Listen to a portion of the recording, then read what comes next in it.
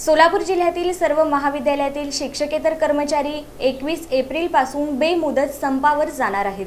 सरकारी निमसरकारी शिक्षक आणि शिक्षकेतर कर्मचारी समन्वय समिती यांच्याबरोबरच राज्यातील महाविद्यालयीन शिक्षकेतर कर्मचारीही 21 एप्रिलपासून बेमुदत संपावर जाणार आहेत। यामध्ये सोलापूर जिल्ह्यातील सर्व महाविद्यालयांमधील शिक्षकेतर कर्मचाऱ्यांचा समावेश आहे, अशी माहिती सोलापूर कॉलेज कर्मचारी युनियनचे अध्यक्ष दत्ता भोसले आणि सरचिटणीस राजेंद्र गिड्डे यांनी दिली। समन्वय समिती महाराष्ट्र यांच्यातर्फे 7 वेळा लक्षवेधी आंदोलन करूनही मुख्यमंत्र्यांची भेट मिळाली नाही। 15 महिन्यात चर्चेसाठी वेळ दिला नाही। विधानसभेच्या पटलावर मान्य झालेल्या प्रलंबित मागण्यांकडे शासनाचं दुर्लक्ष झालं। प्रलंबित मागण्या निकाली न काढल्यानं शिक्षकेतर कर्मचारी वर्गात असंतोष वाढला आहे। त्यामुळे नाईलाजानं बेमुदत संप करावा लागत आहे।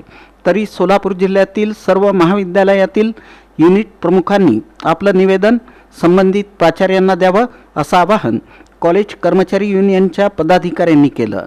सध्या विद्यापीठाच्या सर्व अभ्यासक्रमांच्या परीक्षा सुरू आहेत। शासनाच्या आडमुठे धोरणामुळे आम्हाला हा संप करावा लागत आहे। या बेमुदत संपामुळे विद्यापीठाच्या परीक्षांवर परिणाम होऊ शकतो। त्यामुळे राज्य शासनानं याची दखल घ्यावी अशी मागणी त्यांनी केली। जुनी पेन्शन योजना लागू करणं, चतुर्थ श्रेणी कर्मचाऱ्यांची भरती सुरू करणं, 10, 20, 30 आश्वासित प्रगती योजना लागू करणं, कॅशलेस उपचार सुविधा, सेवानिवृत्तीचं वय 60 करणं, IPC कलम 353 अजामीनपात्र करणं, तसंच नवीन शैक्षणिक धोरणाचा पुनर्विचार करणं आदी मागण्या प्रलंबित आहेत।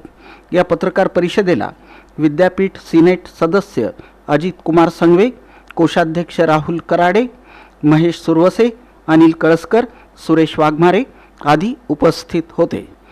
21 एप्रिलपासून बेमुदत संपावर जाणार आहे। त्याच्यामध्ये महाविद्यालयीन शिक्षक कर्मचारी सुद्धा समाविष्ट झालेला आहे। त्यामध्ये जवळपास समिती समान होती। राज्यातील महाविद्यालय शिक्षक कर्मचारी 21 मार्चला बेमुदत संपावर जातात। त्याचप्रमाणे सोलापूर शहर जिल्ह्यातील महाविद्यालयीन शिक्षक कर्मचाऱ्यांचा समावेश आहे अशी माहिती आणि या समितीमध्ये 7 वेळा लक्षवेधी आंदोलनं केली। अनेक वेळेला मुख्यमंत्र्यांना भेट मिळाली नाही।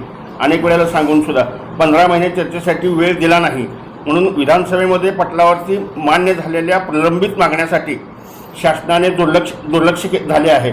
प्रलंबित मागण्यासाठी निकाल न काढल्याने शिक्षक कर्मचाऱ्यांच्या वर्गामध्ये असंतोष वाढलेला आहे। त्यामुळे नाईलाजाने बेमुदत संपामध्ये संप करावा लागत आहे। तरी आमच्या काही प्रमुख मागण्या आहेत। त्यात 1 नोव्हेंबर 2005 पासून जुनी पेन्शन योजना बंद केली होती, ती चालू करावी।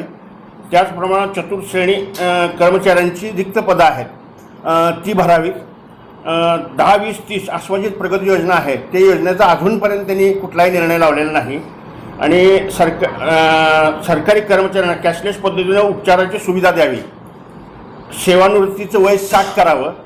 आणि कर्मचाऱ्यांचे अनेक वेळेला हल्ले होतात, तर त्या हल्ल्यासाठी सुद्धा आम्हाला 365 प्रमाणे दुरुस्ती करून ते कलम अजामीनपात्र करावा।